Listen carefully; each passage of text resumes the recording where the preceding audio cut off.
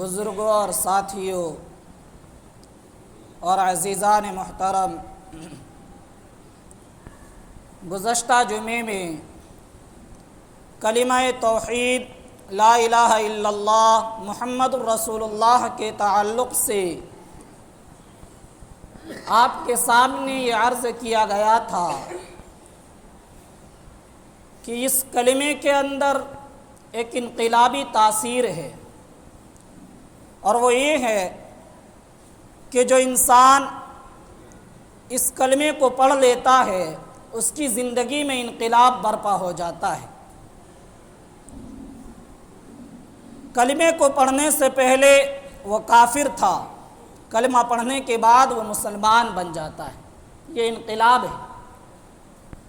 کلمہ پڑھنے سے پہلے وہ جہنم کا دائمی مستحق تھا، کلمہ پڑھنے کے بعد وہ جنت کا سزاوار بن جاتا ہے، یہ بھی انقلاب ہے۔ کلمہ پڑھنے سے پہلے وہ اللہ کا مبغوض تھا، کلمہ پڑھنے کے بعد وہ اللہ کا محبوب اور پسندیدہ بن جاتا ہے۔ اور آپ کے سامنے یہ بھی عرض کیا گیا کہ یہ کلمہ لا الہ الا اللہ محمد الرسول اللہ بندے اور خدا کے درمیان ایک معاہدہ ہے، اور اسی معاہدے کا نام شریعت کے اندر توحید ہے۔ توحید یہ سب سے بنیادی اور اہم عقیدہ ہے۔ حضرت آدم علیہ السلام سے لے کر نبی آخر الزماں صلی اللہ علیہ وسلم تک جتنے انبیاء علیہم السلام دنیا میں تشریف لائے، تمام انبیاء میں مشترکہ طور پر جو عقیدہ پایا جاتا ہے وہ توحید کا عقیدہ ہے۔ تمام انبیاء علیہم السلام نے لوگوں کو توحید کی دعوت دی، اور اسی دعوت توحید کی خاطر طرح طرح کی پریشانیاں، مشقتیں اور تکلیفیں برداشت کی ہیں۔ کیوں؟ اس لیے کہ تمام عبادتوں میں، تمام بندگیوں میں، تمام نیک اعمال میں بنیادی اور اہم چیز توحید ہے۔ نبی کریم صلی اللہ علیہ وسلم نے فرمایا، یا ایھا الناس وحدوا اللہ فإن التوحید راس الطاعات، اے لوگو اللہ کو ایک مانو، خدا کو تنہا قرار دو۔ کیوں؟ اس لیے کہ توحید یہ تمام طاعات کی، نیکیوں کی اصل اور بنیاد ہے۔ تو توحید کے بغیر اللہ تبارک و تعالیٰ کے یہاں کوئی عبادت بھی مقبول نہیں، معتبر نہیں کہ بغیر توحید کے آخرت میں اس عبادت پر اسے ثواب مل جائے۔ توحید کے بغیر نہ روزہ معتبر ہے، توحید کے بغیر نہ نماز معتبر ہے، توحید کے بغیر نہ زکوٰۃ معتبر، توحید کے بغیر نہ حج مقبول، توحید کے بغیر نہ فرائض کا کوئی اعتبار ہے، نہ واجبات کی ادائیگی مقبول ہے، اور نہ نوافل، مستحبات، صدقات، خیرات، کوئی بھی عبادت بغیر توحید کے اللہ کے ہاں مقبول نہیں کہ آخرت میں اس پر ثواب دیا جائے۔ تو معلوم ہوا توحید اصل ہے اور اہم ہے۔ اسی توحید کو لا الہ الا اللہ محمد الرسول اللہ میں بیان کیا گیا۔ ہمیں اس کلمے کے مفہوم کو سمجھنا چاہیے۔ اس کلمے کا مفہوم، مطلب کتنا عام ہے، ہم اور آپ اس کی حقیقت تک نہیں پہنچ پاتے۔ وجہ یہ ہے کہ یہ کلمہ عربی زبان میں ہے، ہم اس کی حقیقی تہ تک نہیں پہنچ پاتے۔ اس کی حقیقت تک رسائی اہل عرب کی ہوئی تھی۔ نبی کریم صلی اللہ علیہ وسلم نے جب صفا پہاڑی پر چڑھ کر عرب کے لوگوں کو آواز دی اور کہا کہ اے لوگوں، قولوا لا الہ الا اللہ تفلحوا، لا الہ الا اللہ کہہ لو کامیاب ہو جاؤ گے، انہوں نے اس کلمے کو کہنے سے انکار کر دیا۔ کیوں؟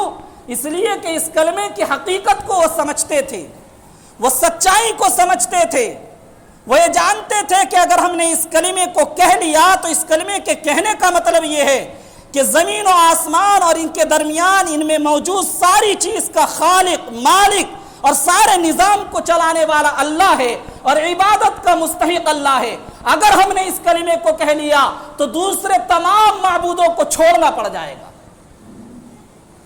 کتنا عام ہے اس کا مفہوم لا الہ الا اللہ۔ اس کلمے کے دو حصے ہیں، پہلا حصہ توحید سے متعلق ہے جو لا الہ الا اللہ ہے، دوسرا حصہ محمد الرسول اللہ، یہ رسالت کے بارے میں۔ پہلا والا حصہ جو لا الہ الا اللہ ہے، پھر اس کے اندر دو حصے ہیں، لا الہ اس میں نفی ہے، کوئی بھی معبود نہیں، اور آگے اس بات ہے الا اللہ، سوائے اللہ کے۔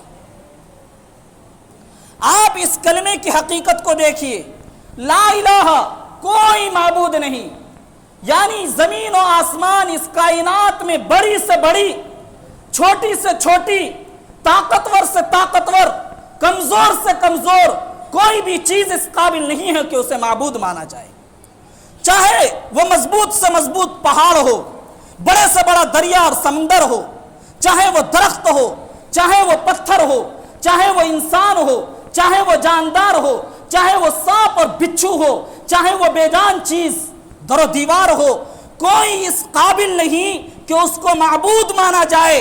اگر معبود ماننے اور معبود ہونے کے لائق اگر کوئی ذات ہے تو وہ صرف ایک ذات ہے، الا اللہ، وہ اللہ کی ذات ہے، وہی معبود برحق ہے، وہی مسجود برحق ہے۔ اللہ کے سوا کوئی معبود نہیں جس کی عبادت کی جائے، اللہ کے سوا کوئی مسجود نہیں جس کو سجدہ کیا جائے، اللہ کے سوا کوئی مشکل کشا نہیں جو مشکلات کو دور کرے، اللہ کے سوا کوئی حاجت روا نہیں جو لوگوں کی حاجت اور ضرورتوں کو پوری کرے۔ اللہ بیماری دیتا ہے تو شفا بھی وہی دیتا ہے، اللہ مصیبت دیتا ہے تو دور بھی وہی کرتا ہے، اللہ دکھ دیتا ہے تو سکھ بھی وہی دیتا ہے، اللہ انسان کو تکلیف دیتا ہے تو تکلیف دور بھی وہی کرتا ہے، سورج طلوع وہی کرتا ہے، غروب بھی وہی کرتا ہے، وہی خوشی دیتا ہے، وہی غم دیتا ہے، وہی جوانی دیتا ہے، وہی بڑھاپا لاتا ہے، وہی انسان کو زندگی دیتا ہے، جاندار کو زندگی دیتا ہے، موت بھی وہی دیتا ہے۔ لا الہ الا اللہ کا یہ مطلب ہے کہ سارے کام کو بنانے والی ذات اگر کوئی ہے وہ صرف اللہ کی ذات ہے، اللہ کے علاوہ اللہ کی چاہت اور مشیت کے بغیر کوئی کام نہیں ہو سکتا۔ اس لیے میرے بھائیوں، توحید یہ اہم اور بنیادی عقیدہ ہے، اس لیے توحید کے عقیدے کو سمجھنا چاہیے۔ آج یہ ارتداد اور فتنوں کا دور ہے، طرح طرح کے فتنے، ملحدین کے فتنے، دہریوں کے فتنے، عقائد کے اندر شکوک و شبہات پیدا کرنے والے لوگ آج سوشل میڈیا کا دور ہے، پیدا ہو گئے، طرح طرح کی باتیں عقیدے سے متعلق آتی رہتی ہے۔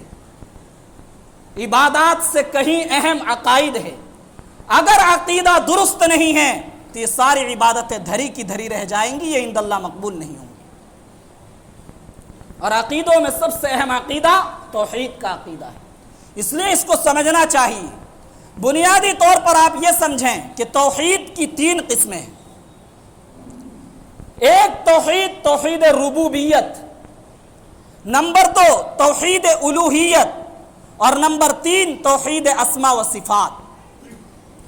توحید ربوبیت کا مطلب یہ ہوتا ہے کہ یہ کائنات، زمین و آسمان اور ان میں موجود ساری چیزیں، چاہے وہ انسان ہو، جنات ہو، شجر ہو، حجر ہو، درخت ہو، کیڑے ہو، مکوڑے ہو، آسمان ہو، سورج ہو، کچھ بھی ہو، ان تمام چیزوں کو بنانے والا اکیلا اللہ ہے۔ ان ساری کائنات کا نظام چلانے والا اکیلا اللہ ہے، ساری چیزوں کا مالک اکیلا اللہ ہے۔ تو مالک اکیلا اللہ، نظام چلانے والا اکیلا اللہ، ساری چیزوں کو بنانے والا اکیلا اللہ، اور اللہ کو اکیلا مانا جائے، اسی کا نام توحید ہے۔ اسے ہی توحید ربوبیت کہتے ہیں کہ رب ایک ہے، مالک ایک ہے، خالق ایک ہے، اس کائنات کو بنانے میں اللہ کا کوئی شریک نہیں. اسی کو کہتے ہیں کہ اللہ ذات کے اعتبار سے اکیلا ہے.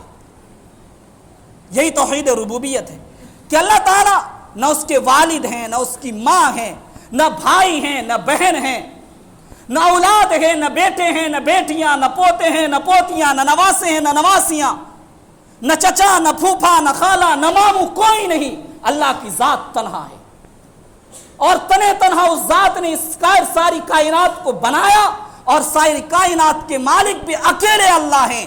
اس یکتائی کو، اس وحدانیت کو ماننے کا نام توحید ربوبیت ہے کہ رب واحد ہے، اکیلا ہے، ایک ہے. اور اللہ تعالی ہے یا نہیں ہے، سوال یہ ہے. اس دنیا کے اندر اللہ تعالی کا ہونا ایک ایسی واضح حقیقت ہے کہ اس پر دلیل دینے کی ضرورت نہیں ہے، کوئی دلیل دینے کی ضرورت نہیں ہے. کیوں؟ اس لیے کہ اللہ تعالیٰ کا ہونا، اللہ تعالیٰ کا وجود ایک واضح صاف ستھری حقیقت ہے جس سے انکار نہیں کیا جا سکتا. لیکن اس کے باوجود اس دنیا میں بہت سے ایسے لوگ بھی پیدا ہوئے جنہوں نے اللہ کے ہونے ہی کا انکار کر دیا کہ اللہ ہے ہی نہیں. جب اللہ ہے ہی نہیں تو اتنی بڑی کائنات اور کائنات کا اتنا بڑا نظام کیسے وجود میں آ گیا؟ وہ جواب دیتے ہیں کہ اگر اللہ ہوتا تو دکھائی دیتا. پنکھا ہے تو دکھائی دے رہا ہے، کھمبا ہے تو دکھائی دے رہا ہے، بلب ہے تو دکھائی دے رہا ہے، مسجد ہے دکھائی دے رہی ہے، آپ ہے دکھائی دے رہے ہیں. اگر اللہ ہوتا تو دکھائی دیتا. ایسے عقیدہ رکھنے والے لوگ بھی وہ کہتے ہیں نہیں دکھائی دے رہا اس لیے خدا نہیں. ایسے لوگوں کو ملحدین اور دہریہ کہا جاتا ہے جو خدا کے وجود ہی کا انکار کر بیٹھے. جب وہ خدا کے وجود کا انکار کر بیٹھے تو توحید ربوبیت کو ماننے کا کوئی مطلب ہی نہیں ہوتا کہ ساری چیزوں کا مالک اللہ کو مانا جائے. ایسے لوگوں کو بہت اچھے انداز میں سمجھایا جا سکتا ہے. ان کی دلیل یہ ہے کہ خدا دکھائی نہیں دیتا اس لیے خدا نہیں ہے، اللہ نہیں ہے. ہم یہ کہتے ہیں بڑے عقل مند معلوم ہو رہے ہو. اس کا مطلب یہ ہوا کہ جو چیز دکھائی نہ دے وہ ہے ہی نہیں. پھر تو دنیا کی بہت ساری چیزوں کا انکار کرنا پڑے گا. حالانکہ دنیا کے سب لوگ مانتے ہیں وہ ہے لیکن وہ چیز دکھائی نہیں دیتی. اور آپ یہ کہہ رہے ہو کہ جو چیز دکھائی نہیں دیتی وہ ہے ہی نہیں. چند مثالیں میں آپ کو دیتا ہوں. بہت سی چیز اس دنیا میں ایسی ہے جو ہے اور اس کے وجود کو ہر کوئی مانتا ہے کہ وہ ہے لیکن وہ چیز دکھائی نہیں دیتی. ان میں پہلی چیز عقل ہے. ہر کوئی جانتا ہے کہ انسان جب ایک عمر کو پہنچ جاتا ہے تو اسے عقل ملتی ہے اور اس عقل کی بنیاد پر انسان چیزوں کو پہچانتا اور چیزوں کے درمیان فرق کرتا ہے. ایک بچہ عقل کی عمر کو پہنچ جاتا ہے تو وہ فرق کرنے لگتا ہے، چیزوں کو پہچاننے لگتا ہے. وہ یہ پہچان لیتا ہے یہ میرے ابا ہیں، یہ میرے چچا ہیں، یہ میرے بھائی ہیں، یہ چچا زاد بھائی ہیں، یہ پھوپھا ہے، یہ خالو ہے. حالانکہ یہ سارے لوگ ایسے ہیں کہ ان کے پاس 2 ہاتھ ہیں، 2 پاؤں ہیں، 2 کان ہیں، ساری چیزیں سیم ہیں. اس کے باوجود وہ بچہ پہچان کر یہ فیصلہ کر لیتا ہے، یہ فرق کر لیتا ہے کہ یہ میرے ابا ہیں اور یہ ابا نہیں ہے، یہ میرے چچا ہیں، یہ چچا نہیں ہے. وہ یہ فیصلہ کس چیز سے کر رہا ہے؟ عقل کی بنیاد پر. تو انسان کے اندر عقل نام کی ایک چیز ہے اور اسی عقل کی بنیاد پر وہ چیزوں کو دیکھتا، پہچانتا اور چیزوں کے درمیان فرق کرتا ہے. آج تک کسی نے عقل کو دیکھا؟ کوئی بتا دے جس نے عقل کو دیکھا ہو کہ ہم نے عقل کو دیکھا، وہ موٹا ہے پتلا، مضبوط ہے یا کمزور؟ کوئی نہیں کہہ سکتا کہ ہم نے عقل کو دیکھا ہے. پھر بھی لوگ مانتے ہیں کہ عقل ہے. تو معلوم یہ ہوا کسی چیز کو نہ دیکھنا یہ اس بات کی دلیل نہیں کہ وہ ہے ہی نہیں. اگر یہ اس بات کی دلیل ہوتی تو پھر اس کا مطلب یہ ہوتا کہ عقل بھی نہیں ہے، حالانکہ عقل ہے اور کسی نے دیکھا نہیں. جب عقل کو بغیر دیکھے مان رہے ہو کہ عقل ہے تو جو عقل کو بنانے والی ذات ہے، خدا کی ذات، بغیر دیکھو مان لو کہ خدا بھی ہے. دوسری چیز روح. ہر جاندار کے اندر روح ہے لیکن آج تک کسی نے روح اور جان کو نہیں دیکھا کہ وہ کیسا ہے. انسان ہو یا دوسرے جاندار، سب کے اندر روح جان کے نام کی ایک چیز ہے. اسی کی بدولت انسان چلتا ہے، پھرتا ہے، اٹھتا ہے، بیٹھتا ہے، کھاتا ہے، پیتا ہے، سوتا ہے، جاگتا ہے، کان سے سن پاتا ہے، آنکھوں سے دیکھ پاتا ہے. جس دن باڈی سے روح نکل جاتی ہے، جان نام کی چیز نکل جاتی ہے، انسان بے حس و حرکت، بے جان ہو کر زمین پر پڑ جاتا ہے. اب وہ نہیں دیکھ سکتا، نہیں سن سکتا، نہیں کسی کو کچھ کہہ سکتا ہے. لیکن آج تک کوئی یہ ثابت نہیں کر سکتا کہ اس نے روح اور جان کو دیکھا ہے. بغیر دیکھے انسان یہ مانتا ہے کہ باڈی کے اندر ایک جان یعنی روح نام کی ایک چیز ہے. جب روح کو بغیر دیکھے مان رہے ہو تو اس روح کو پیدا کرنے والی ذات کو بھی بغیر دیکھے مان لو کہ ہے، وہ اللہ ہے. ایک تیسری چیز بتاتا ہوں میں آپ کو، ہوا. اگر ہوا بند ہو جائے تو جاندار کے لیے، انسانوں کے لیے جینا ہی مشکل ہو جائے گا. بغیر ہوا کے جی نہیں سکتے. لیکن آج تک کسی نے ہوا کو نہیں دیکھا کہ ہوا لال ہے یا پیلی، کالی ہے یا سفید، نیلی ہے یا سبز، کس رنگ کی ہے ہوا. کسی نے دیکھا ہو تو بتا دو. یہ پتوں کا اور درخت کے شاخوں کا ہلنا، گرد و غبار اور پنیوں اور کاغذوں کا اڑنا، رسی پر پڑے ہوئے کپڑے کا ہلنا، یہ ہوا کے ہونے کی علامت ہے کہ جب پتے ہلتے ہیں، جب رسیوں پر ٹنگے ہوئے کپڑے ہلتے ہیں تو انسان سمجھ لیتا ہے ہوا ہے. لیکن آج تک کسی انسان نے نہیں دیکھا کہ ہوا کیسا ہے. سرد اور گرم جھونکے جو انسان اپنی باڈی کے اندر محسوس کرتا ہے، اس سے وہ پہچان لیتا ہوا چل رہی ہے، اور سرد چل رہی ہے، گرم چل رہی ہے. تو یہ سب ہوا کے ہونے کی علامت ہے. علامتوں کو انسان نے دیکھا ہے لیکن ہوا کی اصلیت کو انسان نے آج تک نہیں دیکھا. پھر بھی انسان مانتا ہے کہ ہوا ہے. علامتوں کی وجہ سے ہوا کے ہونے کو، ہوا کے وجود کو مانتا ہے. اتنی بڑی بڑی علامت خدا کے وجود پر موجود ہے تو خدا کو کیوں نہیں مانتے؟ اس دنیا کے اندر چھوٹی سے چھوٹی چیز، حقیر سے حقیر چیز، معمولی سے معمولی چیز جو بنی ہوئی ہو، کوئی انسان یہ نہیں مان سکتا کہ یہ بنانے والے کے بغیر بن گئی. چھوٹی سی گھڑی جو انسان ہاتھ میں پہنتا ہے، ہر انسان مانتا ہے کہ اس گھڑی کا کوئی نہ کوئی بنانے والا ہے. بغیر بنانے والے کے اس گھڑی کا وجود نہیں ہو سکتا.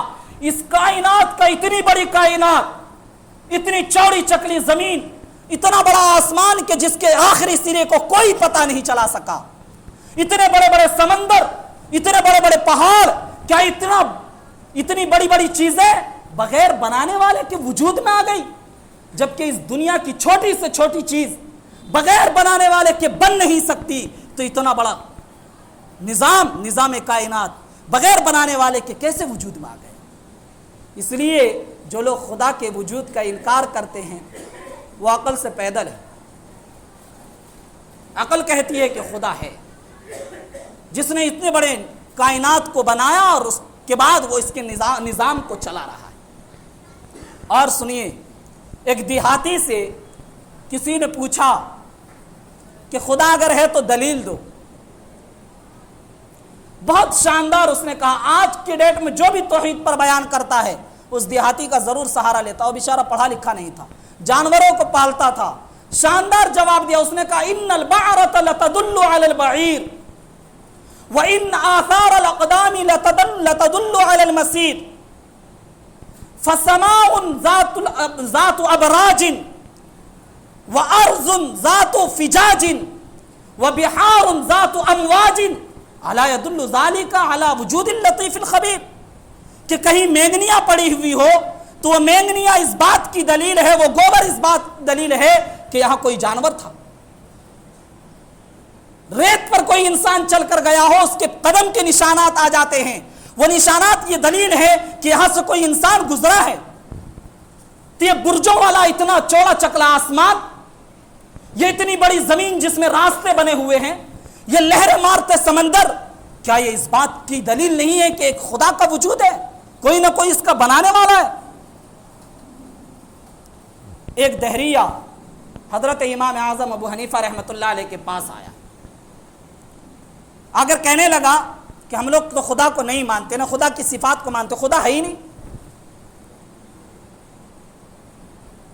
اور آپ کہتے ہیں خدا ہے، تو آپ اس کی دلیل دو۔ حضرت امام اعظم ابو حنیفہ رحمۃ اللہ علیہ نے فرمایا دیکھو بھائی، میرے سامنے ایک مسئلہ پیش آ گیا، میں اسی مسئلے کو سوچ رہا ہوں، میں بڑی گہری سوچ میں ہوں، میں اس سوچ کے علاوہ میرا ذہن ابھی کام ہی نہیں کر رہا، میں دوسری ٹاپک پر بات کروں۔ تو وہ لوگ کہنے لگے امام صاحب عقیدے کا ہمارا مسئلہ ہے، ذرا ہماری طرف توجہ دے دیجئے، آپ اپنی ٹینشن بات میں دور کر لیجئے گا، آخر وہ کون سی سوچ ہے جس میں آپ پڑے ہوئے ہیں، آپ ہماری طرف توجہ ہی نہیں دینا چاہتے۔ حضرت امام اعظم ابو حنیفہ رحمۃ اللہ علیہ نے فرمایا دیکھو مسئلہ یہ پیش آ گیا کہ ایک سمندر ہے بہت چوڑا چکلا، اور سامان تجارت سے، بزنس کے سامان سے بھری ہوئی ایک کشتی اس سمندر کے اندر ہے، اور سمندر موج مار رہی، اس کے اندر طغیانی ہے، لہر ہے، اور وہ کشتی ایسی ہے کہ اس کشتی کا نہ تو کوئی ملاح ہے، نہ چلانے والا ہے، نہ اس کشتی کے نظام کو کوئی سنبھالنے والا، کوئی نگہبان نہیں ہے۔ وہ کشتی سامان سے بھری ہوئی سمندر کے ایک کنارے سے موجوں کو، سمندر کی لہر کو چیرتے ہوئے دوسرے کنارے پر جاتی ہے، اور جہاں اس کو رکنا ہے وہاں خود بخود رک بھی جاتی ہے، کوئی روکنے والا نہیں، کشتی کو چلانے والا کوئی نہیں، ایک کنارے سے دوسرے کنارے خود ہی کشتی جا رہی ہے، موجوں کو چیرتے ہوئے جا رہی ہے، موجوں کا سامنا کرتے ہوئے جا رہی ہے، اور دوسرے کنارے پر جا کر اس کو جہاں رکنا ہو وہاں رکتی بھی ہے، اور بحفاظت سامان کو لے جاتی ہے۔ وہ لوگ کہنے لگے امام صاحب کیسے عقل سے پیدل بات کر رہے ہیں آپ؟ دنیا کا کوئی بھی عقل مند انسان یہ نہیں مان سکتا کہ کشتی اس کا کوئی چلانے والا نہ ہو اور وہ ایک کنارے سے دوسرے کنارے خود ہی چلی جائے۔ حضرت امام اعظم ابو حنیفہ رحمۃ اللہ علیہ نے فرمایا تمہارا مسئلہ حل ہو گیا، جب ایک کشتی بغیر چلانے والے کے نہیں چل سکتی، سمندر کے ایک کنارے سے دوسرے کنارے نہیں جا سکتی، تو کائنات کا اتنا بڑا نظام کہ سورج اپنے وقت پر نکل رہا ہو، اپنے وقت پر غروب ہو رہا ہو، چاند اپنے ٹائم پر نکلتا ہو، اپنے ٹائم پر ڈوب جاتا ہو، ہوا اپنے وقت پر چلتی ہو، بارش اپنے وقت پر ہوتا ہو، کائنات کا یہ سارا نظام جو چل رہا ہے بغیر چلانے والے کے چل رہا ہے، مان لو کہ کوئی چلانے والا ہے۔ ان کی عقل کھل گئی اور ان لوگوں نے کلمہ پڑھا اور وہ مسلمان۔ تو اس دنیا کے اندر بہت سے لوگ ایسے بھی رہے ہیں۔ توحید ربوبیت یعنی اس ساری کائنات کو بنانے والی کوئی ذات ہے اور وہ اکیلا ہے، وہی مالک ہے، وہی سارے نظام کو چلانے والا ہے، اسی ذات کو یکتا ماننا، اکیلا ماننا، مالک ماننا، اس کا نام ہے توحید ربوبیت۔ باقی انشاءاللہ آئندہ